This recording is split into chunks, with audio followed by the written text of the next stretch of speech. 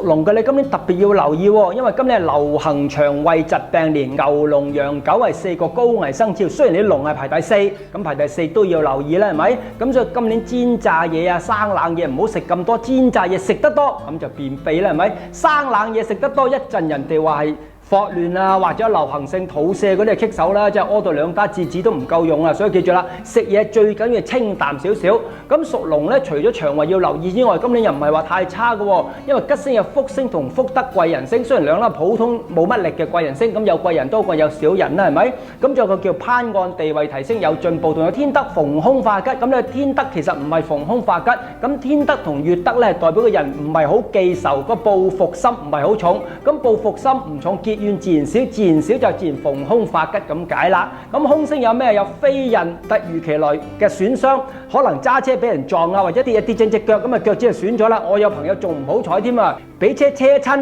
係咩車啊？原來人哋嗰啲輪椅嘅 turbo 嗰啲俾碌過成隻腳瘀晒喎啊！所以你小心啲，今年飛刃突如其來損傷。咁其他仲有捲舌、口舌爭吵、嗌交，平時好脾氣到啦，今年比較容易同人嗌交喎。記住忍耐，仲有披麻，長輩身體稍為要留意。咁唔係話長輩一定披麻戴孝嘅，稍為要留意，少少病就帶佢驗啊睇醫生啦。咁運氣方面咧，當然都係3月6